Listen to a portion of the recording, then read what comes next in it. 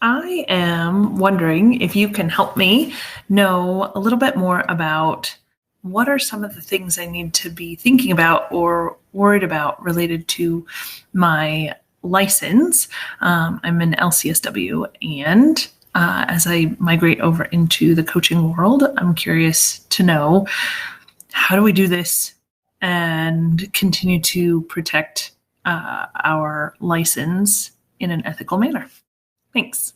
This is the most common question that I get from mental health professionals who are looking at the opportunity of coaching, training, or consulting as a way to make more impact and income for themselves. And there are 4 rules in general that I recommend. Now, I'm not a lawyer, but I've taken legal advice and I've actually made a playlist with interviews with legal experts in the US who help mental health professionals to defend their license about how to get into coaching, training, and consulting. I'm going to put the link to that playlist beneath this video. But here's the summary.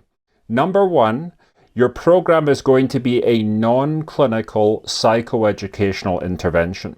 So your niche for coaching is not going to be, for example, trauma, because trauma is in the DSM.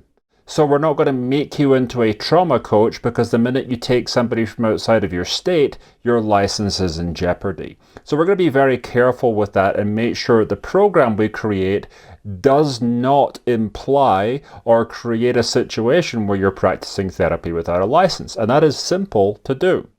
Number 2, you can use your credentials in your advertising for your coaching program. You can say who you are and what kind of mental health professional you are. But at the same time, we have to be clear that this is a coaching, training, or consulting program. Number 3, there's a lot of people who say, well, what you have to do is create a separate LLC for your coaching services.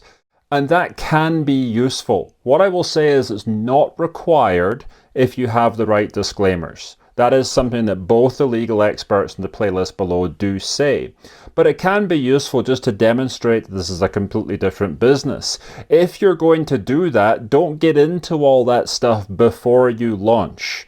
Make a little money, prove the business first, and then you can look at corporate formations. And number 4, you have taken an oath.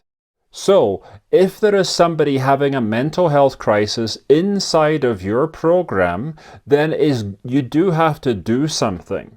And so you have to use specific words that will tell this person who's having the crisis that they need to seek help, and will offer to put your coaching program on pause for them while they seek that help. So that creates a very clear boundary there.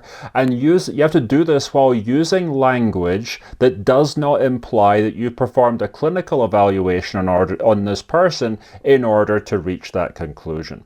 So long as you're checking those 4 boxes, you should be okay. Obviously, this is a little bit nuanced, and we have to take a look at exactly what your program is and how you're marketing it, and that's really what my expertise is. But if you want to learn a little bit more, check underneath this video, and you'll see the link to a playlist with interviews with legal experts. And if you'd like to get your question about coaching, training, or consulting as a mental health professional answered on this channel, then all you need to do is use the other link that I'll put beneath this video, which will give you the ability to ask the question in the same way as this person has done. Thanks.